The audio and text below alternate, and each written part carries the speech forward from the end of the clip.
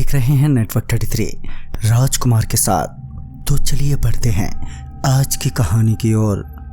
मैं night walk के चक्कर में काफ़ी दूर निकल आया था और जब लगा कि वापस लौटना चाहिए कि तभी जोरों की बारिश शुरू हो गई। मैंने किसी तरह अपने सर छुपाने की जगह तो ढूंढ ली, मगर तेज हवाओं ने मुझे कुछ ही देर में सिर से पैरों तक भिगो दिया। पूरी तरह भीग जाने के बाद मैंने सोचा अब बारिश से क्या डरना। ये सोचकर मैंने अभी घर जाने के लिए कुछ कदम आगे बढ़ा ही थे कि तभी मुझे कुछ आवाज़ सुनाई पड़ी। उस आवाज़ से ऐसा लग रहा था कि कोई कुछ ठोंक रहा हो। आवाज़ इतनी तेज थी कि मुझे अंदाजा हो गया कि वो आवाज़ आसपास से ही आ रही है, मगर मैंने उस वक्त उस आवाज़ पर उतना ध्यान नहीं दिया और घर की तरफ बढ़ने लगा कि तभी कोई मेरा नाम पुकारते हुए जोर से चीखा। अपना नाम सुनते ही मेरे कान खड़े हो गए और साथ ही मेरे रोंगटे भी।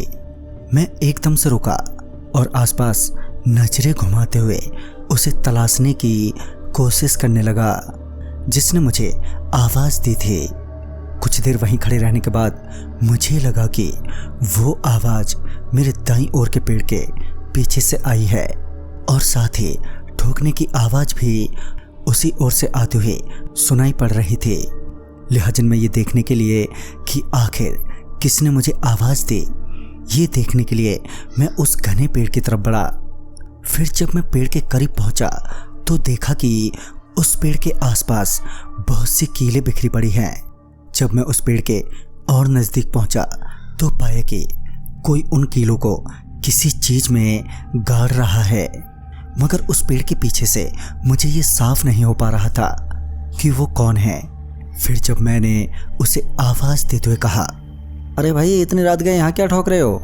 मेरे इतना कहते ही वो एकदम से रुका और बिना पलटे ही उसने अपना सिर पूरा पीछे की तरफ घुमा दिया। उसके ऐसा करते ही मैं डर के मारे वहीं नीचे गिर पड़ा। दरअसल उसके चेहरे पर बहुत सारी कीलें गड़ी हुई थी, जिसे देखते ही मेरे हाथ पैरों ने काम करना बंद कर दिया था।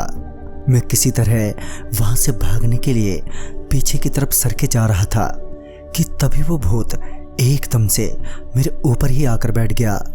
उसके हाथों में वो बड़ी बड़ी कीलें देखकर मुझे समझते देर नहीं लगी कि वो मेरा भी हाल कुछ अपने जैसा ही करने वाला है।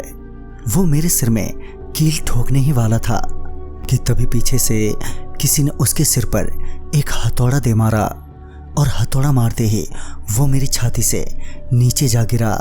फिर मेरी नज़र उस हथौड़े पकड़े आदमी पर गई तो मेरी सांसें एकदम से रुक गई। दरअसल उस हथौड़े वाले आदमी के चेहरे पर भी कीलें गड़ी हुई थी, साथ ही उसका हथौड़ा खून से सना हुआ था। मुझे लगा कि मेरी मौत अब बेहद ही करीब है, मगर जब उस हथौड़े वाले भूत ने मुझे वहां से जाने का इशारा किया तो पता नहीं कहां से मेरे में जान आ गई और मैं वहां से उठकर सरपट घर भागा। घर पहुंचने के बाद भी मैं काफ़ी डरा सहमा हुआ था। अगले कुछ दिनों तक तो मैं डर के मारे घर से ही नहीं निकला। फिर तकरीबन हफ्ते भर बीत जाने के बाद मैंने इस घटना की चर्चा की तो पता चला कि बहुत पहले दो कारपेंटरों की आपस में पैसों को लेकर बहस छिड़ गई। उनके बीच बहस इस कदर भड़क गई कि उन दोनों ने एक दूसरे को औजारों से ही मारना शुरू कर दिया। यहाँ तक कि एक ने तो दूसरे के सिर में कीलें तक गाड़ दी, जिससे उसकी वहीं मौत हो गई। मगर दूसरा कारपेंटर भी ठीक उसी तरह अगले दिन मरा मिला। कहते हैं कि दोनों की आत्माएं उसी पेड़ के आसपास आज भी लड़ रही हैं और उनमें से एक का नाम किशन था और मेरा नाम भी किशन ही है। उस रात मुझे लगा कि किसी ने मेरा नाम पुकारा, बल्कि वो एक दूसरे का नाम ही ले रहे थे। उस रात से मैंने नाइट वॉक पर जाना छोड़ ही दिया। अब घर के बरामदे में ही थोड़ा टहल लेता हूँ। तो दोस्तों इस कहानी में बस इतना ही। तब तक के लिए बाय एंड टेक केयर।